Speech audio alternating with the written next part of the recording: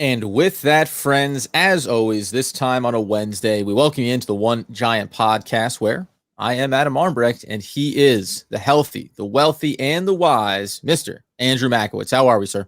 I am great. I'm still disappointed about the Masters' lowest television ratings in 27 years. When you don't have Tiger Woods involved, you don't have any of the big name players, and somebody has like a 5-shot lead that is from another country, you have very few people caring about whether or not to watch it. Slightly disappointing because it is one of my favorite days of the year, Masters Sunday. Sit on the couch, cocktail in hand, buckle up for 3 or 4 hours. It's usually the most riveting thing for me. Unfortunately, it was not this year. Made history. First player of Japanese descent to ever win the Masters, so it should be a big deal. This is my problem with golf, by the way. If you need one singular talent to be the thing that drives the entirety of your sport, you should be a smaller sport. Well, the best part of it actually was the morning afterwards. There's pictures of Hideki Matsuyama in the airport of Atlanta by himself flying commercial with the green jacket draped over his side, right, wearing AirPods, waiting to just like for his boarding. It's like every single person that's ever won the Masters like flies private to some island and parties it up. He's like waiting to do a connecting commercial flight to Chicago with the green jacket over his shoulder. And that just shows like, deserving winner, that's super humble, like still down to earth. Congratulations to Hideki Matsuyama.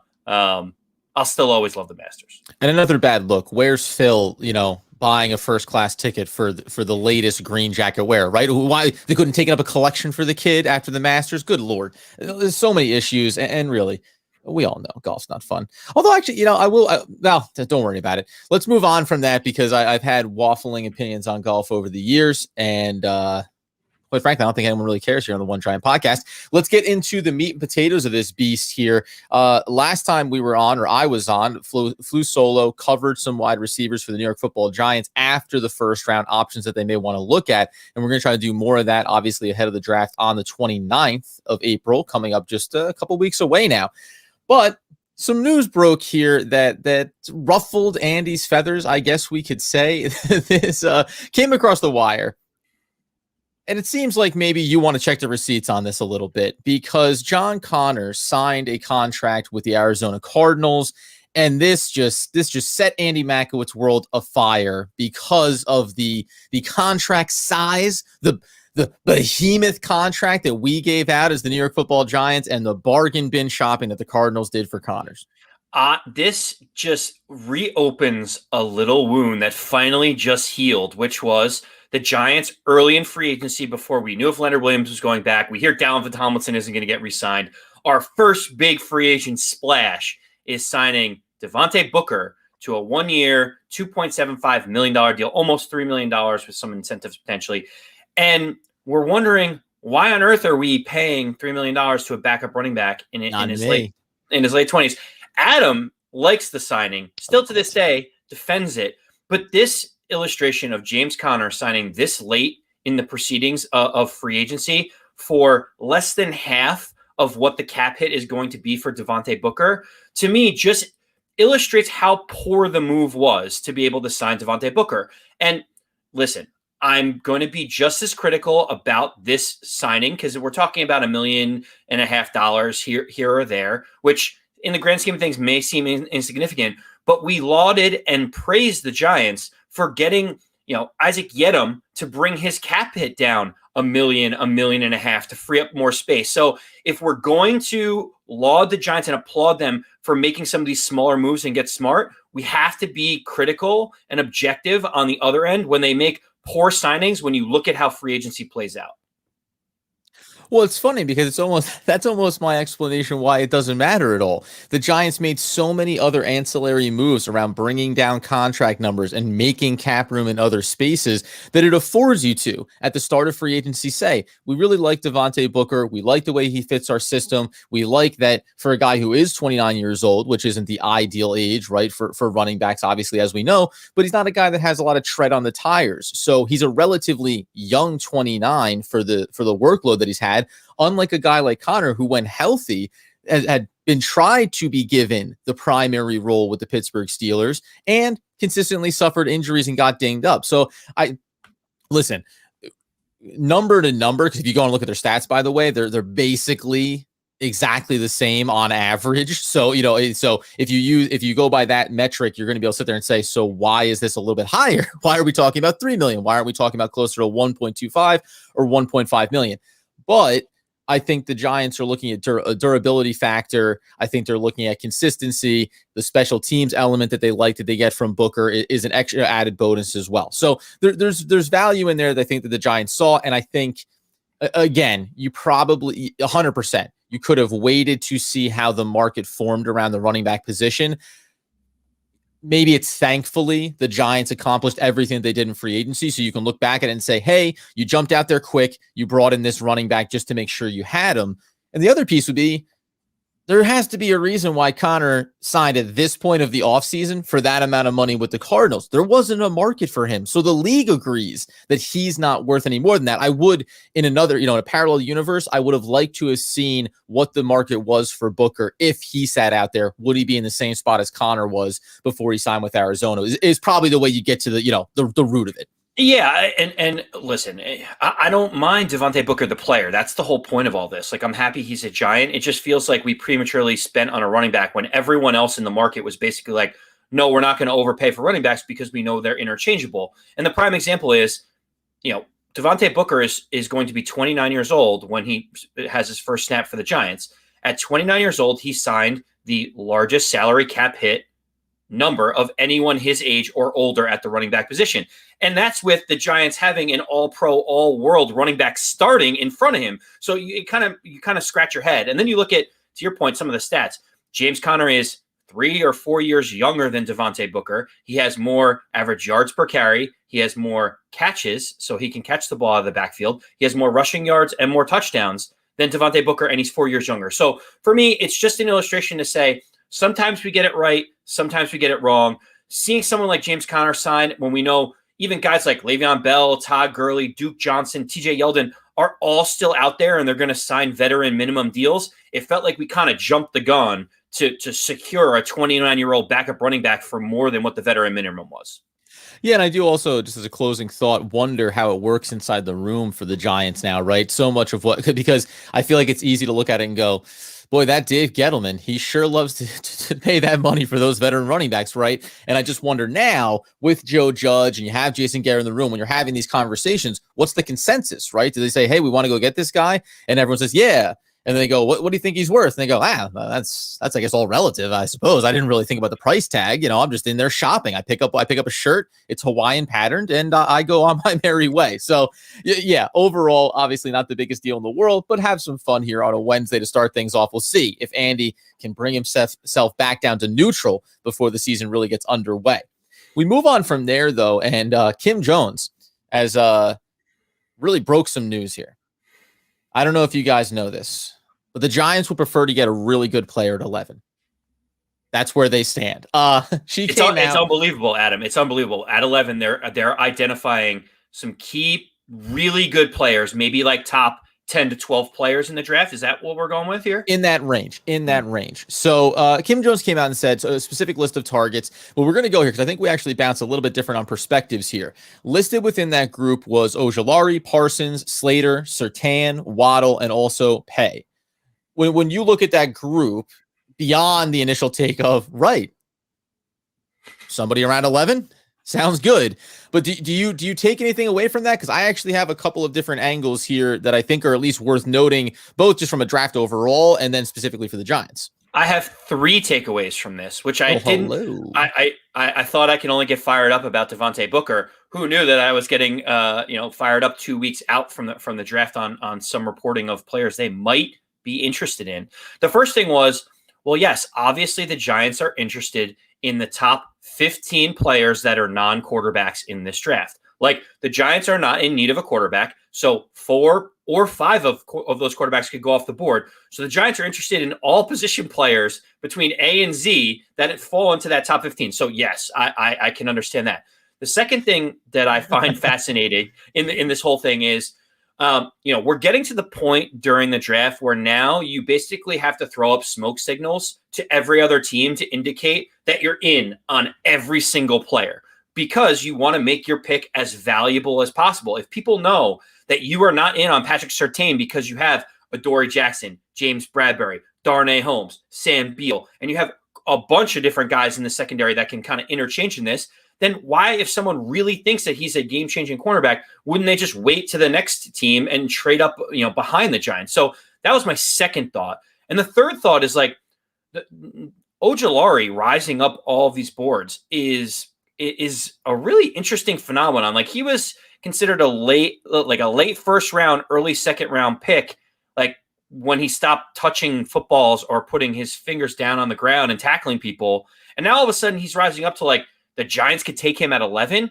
To me, I've watched some of his film. I watched his pro day.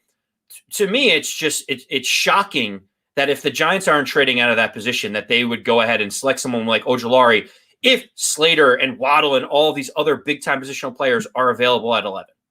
Yeah, so that's a couple of interesting things here. The first thing you say, right, quality players. Now, inside of the list of names that you see there, I'll get to Ojulari in a second, but the one that I thought was interesting is listing Surtain in there. Now, relatively speaking, right, you say all of a sudden the board falls and everyone else, Slater and Parsons and Waddle, they're all gone and Surtain is there. Is there a world where the Giants would consider taking him? Well, probably not, given the fact that he's an outside cornerback and you just paid $13 million to Adoree Jackson. Like, even in the world where you think Adoree Jackson could go in and play slot, I don't think the Giants want to be allocating that type of money to their one outside cornerback in Bradbury and then on the slot with Adoree Jackson. So putting that name in the mix there, to me, is a little bit of that, like you said, right? Smoke signals. You're going to put out a lot of different ideas there for the rest of the league. And this is saying, hey, if we're here at 11 and our primary targets aren't there, we'd be willing to take Surtain. And that means that if you're a team anywhere from 13, 15, 18 that really wants that starting corner, a team like maybe the Miami Dolphins that wants to bolster that defensive side of the ball, you may want to consider coming up to get him before you end up losing out on him. Now, I don't know how willing teams are going to be to come up for that player, right? And what does that capital look like? But it is worth noting that you throw that name in there, I think, to at least signal, and also Waddle even for that matter. I know that Giants fans believe that we should be in on a wide receiver at 11 if possible. You and I have talked kind of at length around why that would feel like a bit of a misstep, but putting his name in there and Waddle as well means there's a quality player potentially at 11. So this gets at least teams interested, understanding what's available. The Ojulari piece to me, go ahead. I was just going to talk about the Surtain piece. Okay, so I have a problem with some people on social media that come out and say, you know what? The Giants are in position. They just have to take the best player available. Whoever the best player available is on their board is the person they have to take, regardless of position. And that, to me, is the most ridiculous thing that people ever say. They say it because it makes them seem like it's super smart, like just whatever falls to me, I will take. And it's like, okay, so what if a quarterback, it falls to the Giants at 11 and he's the best ranked player on your board? Are you taking a quarterback? What if a running back, Najee Harris, is ranked as your 11th best player on the board and he's available? Are you taking the best player available? You'll look like a fool if you do that. So there has to be a little bit of discretion involved when we're talking about taking the best player available. The Giants don't need a quarterback right now. They don't need a running back, and they certainly don't need a cornerback when they just paid $30 million to their two outside cornerbacks, right? Right. No, and that's like, and then they'll go, well, no, I meant, at a position of need. Well, like, no, like, you don't get to just say, again, it isn't just best player available. It's the formula that all teams do. Fit, need, and value, right? I mean, that's what we're trying to accomplish here. And just because even a player like, say a Surtain, just because he is an incredibly talented cornerback, does he fit with our system? And you could argue a player at the top of the draft like this can fit any system. Is it a need? Where on the hierarchy does he fall? Right? Like, all these things become factors. So I think it's worth bringing up when people say, yeah, just go with the best available. Well, guess what? In a lot of the mocks that I've run, and I have one, up in the background here of this screen, at 12, this is, a random one I just pulled up. Mac Jones didn't go high up there to San Francisco, and the Eagles took him at 12. That means the Giants could have taken Mac Jones at 11 if they wanted to. The Giants could have taken Christian Barmore, the defensive inside lineman, who went 16 to the Arizona Cardinals, if that was the best player available. And you go, yeah, not going to quite get the job done in terms of what we need to accomplish inside of this draft. Right. It's like, it's like if I'm going grocery shopping and I have a protein at home, I'm not going to buy another protein to put on the plate. Like I need to buy the vegetable on the side or the starch. Like it doesn't make any sense to me. It's nonsensical when people say that. It's actually one of my pet peeves because people say it to sound super smart. Like just take whatever falls to you and trust your board. It's like, that's not how it works. You have needs. The Giants address their free agent needs. Now there are still some glaring holes that we have. And that's why seeing someone like Ojulari up there, which I wanted to get back to your point. I know that you have some feelings on it. It makes sense to see him. I don't think that the Giants should draft Ojulari at 11, but I understand it because it's an area of need for the Giants.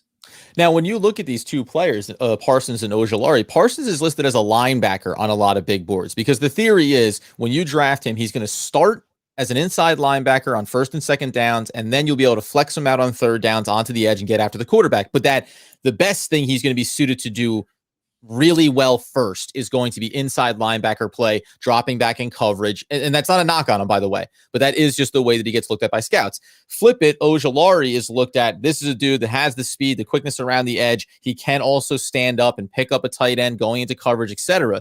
So, you covered it there in your statement. Maybe regardless of 11, is there any world where you would take Ojulari straight up over Parsons based on what you're seeing in scouting reports and how he's being talked about? Because at the very least, regardless of the New York Giants, Ojulari does seem to be surging up boards off of a quality pro day and people looking at his tape more and more. He seems to be one of the biggest beneficiaries of being a riser ahead of the draft. So to answer your question, I need to stay very consistent with how I feel about this. I would remove Micah Parsons from my board. Like he would not be available to me at 11 because of the concerns that everyone whispers about off the field that they don't necessarily like to talk about. He had some, there's some things around the hazing at school and some other issues. And then now people are saying that he's got diva tendencies like Odell Beckham. And we know how that's ended up, for the Giants. So personally, I wouldn't take Parsons just because I don't want to deal with that headache. There's plenty of good players in the draft, even though he could be an all-pro type of player. I just don't want to deal with it. What I will say is I actually like Kwity Paye more than I like Ojulari when you look at some of the different metrics and the position that they could play for the Giants. Look at the pro day. Kwity Paye is 10 to 15 pounds heavier than Ojulari and ran a significantly faster 40 and has freak athleticism to be able to have the size and strength to get to the quarterback, make tackles, do everything that he needs. I love that athleticism. I do think Ojulari provides, Patrick Graham a lot of versatility on our defense, which is some kind of the calling card of this defense as you see how we can move pieces around. But man, Kwity Paye to me, if we're going to take some kind of linebacker, edge rusher, someone to help out in that area is the guy that I would circle, even at 11. Yeah, I think that's fair, and I wonder about how high he'll rise as well because he's been living somewhere, Kwity Paye, that is inside of the 20s, 20-ish range. But again, that seems to be predicated on the idea that here's a player who has all the boxes you want to check in terms of skill set and talent and everything else. And now it's just about, can he put it all together, right? This is all the raw natural. A friend mentioned the idea of like a Jason Pierre-Paul, right? This is a raw natural talent, and it's just about, can he put it together?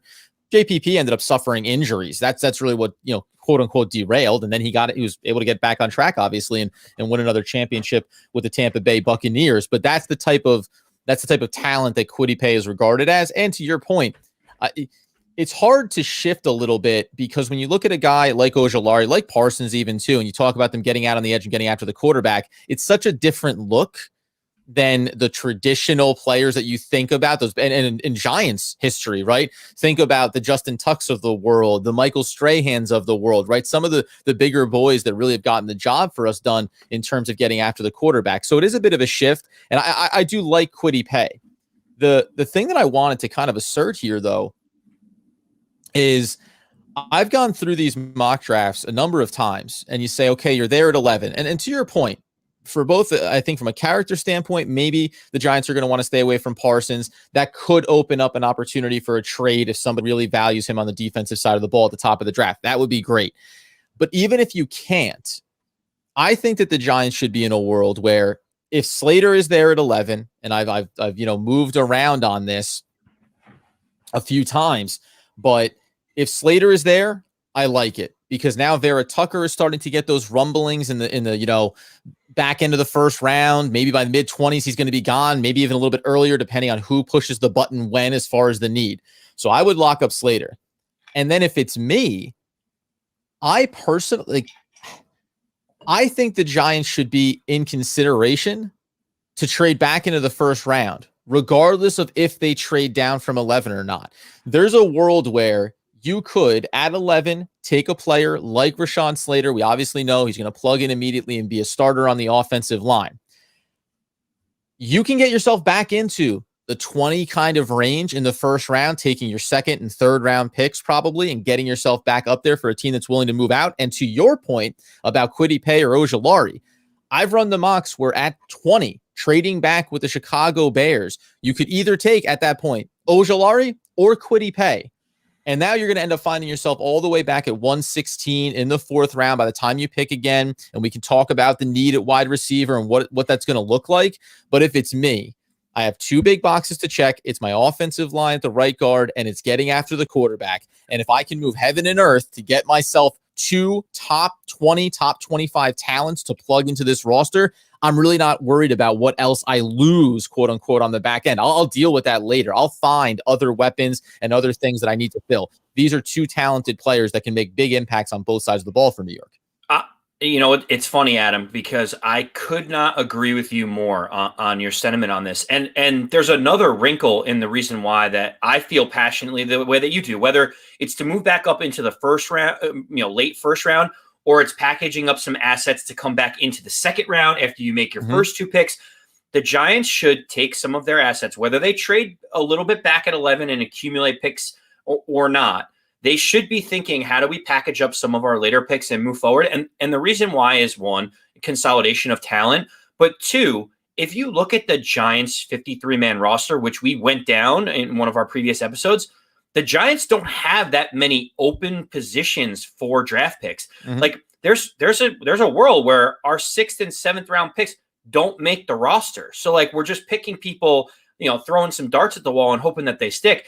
I'd much rather consolidate, be able to get some players that can contribute in areas of need. And I have no problem if the Giants even traded back up into the first round to get a wide receiver. I know that's not an area that we need, but if we see Bateman fall or Kadarius Toney fall or someone that they really love, that they see, long-term aspirations around, love it. I think I'm in the same boat as you. If Slater is there at 11, I think he's my pick now too.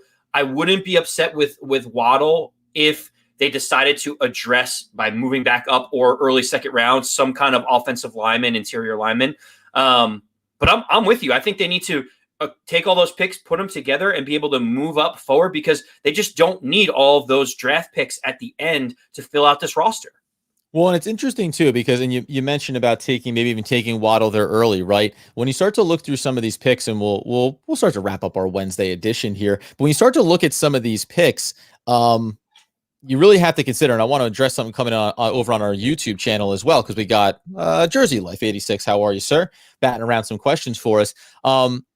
It's interesting to think about offensive line or anyone, interior or on the outside. When I look at it, you can say maybe Wyatt Davis in the second round, depending on how you feel about the injury. But for the most part, it's Slater, it's Vera Tucker. I'll throw in Creed Humphreys a little bit further down the draft board, but he's a guy that's listed as a center, can kick into guard, they believe. So now you're talking about still plugging the need at the guard position. But beyond that, a lot of other guys are coming off ACL injuries. They have, there's like a laundry list of things happening at the back end of the first round into the second where you go, gosh, I don't know if I want to settle for that. So to your point, right? Maybe, and I've run some of these too. People say they really want Bateman. Okay, I'll trade down from 11, get you Bateman around 17 or 18, and then I'll jump back in to get Vera Tucker, right? Maybe I do take Waddle, and then I'll package everything it takes to go get Vera Tucker if I need to. If you're comfortable with a guy like Creed Humphreys a little bit later, fine. So you can massage those things of different ways where I'd be okay taking the wide receiver.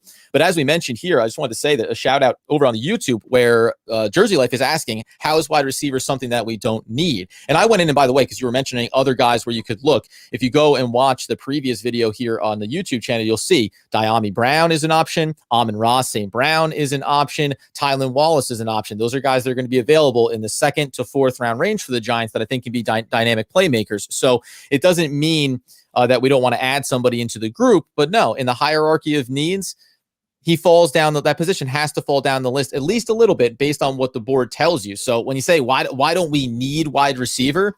It's because we have, by the way, Kenny Golladay to start off with. Even if I've had my frustrations, Evan Ingram has been healthy the last couple of years. It's just about now catching the football. We know we've taken some flyers on a guy like Kyle Rudolph. Darius Slayton is a healthy guy. We had the collection of talent in the room. We took a flyer on a guy like John Ross. I'm comfortable going into the season as constituted. I'm comfortable drafting a guy in the mid rounds to see if he can push somebody for a starting job. But, unless there's an injury that projects to be a long-term one, I don't equate injuries as being, this is a player that's going to get hurt for us, right? It has to be something you think lingering effects. Sterling Shepard is going to come back healthy, right? Kenny Golladay, by all accounts, is healthy and clears all the medicals coming off that hip. And I think that people are forgetting the incredible value of Sterling Shepard when he plays his pure position at the slot receiver role. And that's always been what's influenced my hierarchy of needs for the Giants. I think Sterling Shepard is one of the best slot receivers in the NFL when he's allowed to purely play it, and when you have talent on the outside to help open up the middle of the field for him. Keep in mind, the Giants did sign Kyle Rudolph, to your point. The Giants did like playing 2 tight end sets quite a bit. That's one of Jason Garrett's favorite things to do, especially when they're running the football. You have a healthy Saquon Barkley back. You're going to want to run the football. You're going to be in more 2 tight end sets. How many 4 wide receiver sets are we going to get into when you already have the embarrassment of riches? You went out and spent big money on a number 1 wide receiver. You're already spending $10 million on Sterling Shepard to man the slot. You have Darius Slayton, who has shown flashes. You talked about John Brown having the blazing speed. The Giants also claimed Dante Pettis off of waivers. They signed, C.J. Board to be able to have some versatility, in the special teams. Even they have guys like Austin Mack and Derek Dillon on the practice squad. The Giants have quite a bit of talent at the wide receiver position. That's not to say that I don't think that they could add or supplement to that. But when you look at how poor we were at rushing the passer last year, and that we didn't address it at all, and we hope that Lorenzo Carter is going to be that guy, that is an area of need. You look at the offensive line. We signed Zach Fulton, but got rid of Kevin Zeitler. We're bringing back Nate Solder, who's been out for a year. A lot of question marks around whether Will Hernandez is even going to be on this roster. There are so many other bigger question marks than wide receiver. Would I love getting a dynamic player like Waddle? Sure, but do I think that there's 2 or 3 different areas of need that take priority over that? Yes, and that's why if the Giants take a wide receiver at 1, fine. If he falls to them, great, and they are in love with him. I wouldn't be upset if they drafted someone in the 4th round that they thought could be a reclamation project, maybe, see if they can make the roster. But, edge rusher and offensive line, to me, are the 2. If they don't take 2 of those in the first 3 picks, then we're doing something wrong. Yeah, and I think there's a clear hierarchy there. I may disagree personally, but if you took Waddle at 11, I would get it. I'd be excited about it. Let's be clear. If Devontae Smith was there at 11 and you took him, I would be a little bit frustrated because I think that would be a mistake just in terms of, I understand if you want to go back to what he could have been or should have been or whatever, but you go back and you watch his tape and it's not even, I get it. You see the success at the college level. That guy is rail thin. He has the frame. He has my frame. And that is not the kind of NFL football frame you want to have. And I would have, if you want to have injury concerns, that's a guy that screams potential injury concerns as well. And it's why in the 2nd round, a player like Diami Brown, stocky, well-built wide receiver would be a really great option for the Giants. I don't want to get totally derailed just into that category, but just to kind of, to put a cap on this idea of it if you think about that idea of taking Slater and then trading back up to get an Ojulari or a Kwity Paye, then you wouldn't be picking again until the fourth round, 116 and 164 because of what you got there. And that's where you can. If you like a wide receiver, go after and get them. Like I said, there's a handful of really talented guys that would be the perfect player to groom in behind Sterling Shepard, be a weapon. A lot of these guys are good at taking the ball out of the backfield, running the sweeps, working bubble screens, so versatility there as well. And then there's a couple other things you say about getting after the quarterback. I think that there needs to be a world, if you're the New York Football Giants, that in those middle rounds, even after say taking we'll go with Kwity Paye, right? Even if you go with Kwity Paye because he's a pure edge guy that you're going to be really excited about what he can do again after quarterback, then you should think about, Jay Stevens mentioned this player to us, Justin Hilliard, the linebacker out of Ohio State. He would plug in really nicely as an inside linebacker to supplement with Blake Martinez. The other name that I've been throwing out there too as well, and maybe this will put some starch in your bloomers there, Andy, that after everything with Devontae Booker, there's a player in Jarrett Patterson that's been getting a lot of buzz out of Buffalo. And I don't know how high he's going to rise because the target needs to be in the right spot. This isn't, hey, in the third round, why don't you take a running back? But if you can get him in some of these scenarios where you're swapping some picks, 164. If you could pull the trigger on a Jarrett Patterson, his tape looks very strong to be a supplement backup to Saquon Barkley and could be a guy that could be there for a number of years, does things really well, both in the backfield traditionally as a running back and then out catching passes as well. So I just think that there's a way to build this up. And you mentioned it earlier. We said this previously. The Giants only have, they have a very specific collection of very desperate needs. As long as you check those, I'm not worried about the rest of it. So even in some of these mocks, I think you've mentioned about maybe taking a look at a tight end at some point, right? Back end of them, 6th round picks. Think about a guy like John Bates out of Boise State. Think about Robert Jones out of Middle Tennessee for a tackle prospect, a swing tackle prospect. Like, those are the kind of guys you're going to look at, though, that can develop into and start to carve out a role for themselves. We don't have a 5th round pick. We're not going to move around the board that much there. Everything that we do in the 1st round to the 3rd round, like, that's what you're going to be graded on. Everything else you're going to hope for. Maybe we hit a Slayton, right? Maybe we find another diamond in the rough later in the draft. The Giants have to do everything within their power to check the 2 most important boxes. And we'll keep saying this over and over again. I know people disagree with us. It's offensive line and it's edge rusher. Those are the 2 absolutes in the first 2 rounds for the New York Football Giants. Wide receiver is not an absolute. I get that you want to have one. I get that I would like to have one. It's not an absolute. And that's the difference here. Check the 2 boxes you have to check. And then if something comes, fantastic. Yeah. And what I'll finish up with is I've been seeing some mock drafts where people don't realize that the Giants just don't have, there's certain positions that they just don't need players. Like, I saw someone mock, and I'm not going to name names, but someone had a safety drafted in the 3rd round by the Giants. And I'm thinking to myself, like, safety is one of the places where we absolutely don't need anyone. Like, how many? One of the few things we can say, we don't need that.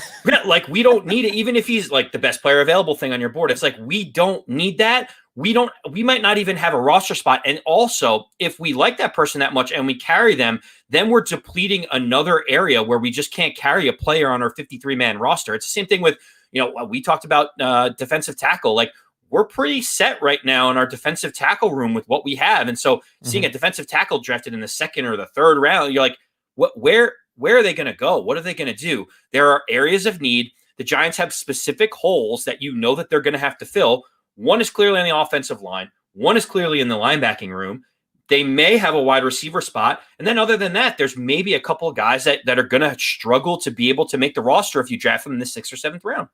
Yeah. And that's it. I mean, listen, we're closing in on it a couple of weeks away. As I said, on Friday, I'm going to grab another position. We'll run some things on YouTube, highlight some mid-round picks if we assume offensive line, if we assume edge rusher, and then even the versions where we do think wide receiver. I'll label out all the possibilities that the Giants can do from the 1st round into the 4th round to make sure that we solidify the roster at all the key positions and head into this year feeling as confident as we possibly can, even with Devontae Booker just earning a brutal paycheck. When Andy had to cut that check, you should have seen the look on his face when he put in those zeros after that 3. He said, "Oh, 30,000, right? That's what we're signing. Oh, no, sorry, 300,000. Of course, that makes $3 million. I can't believe you're even still standing. It's incredible."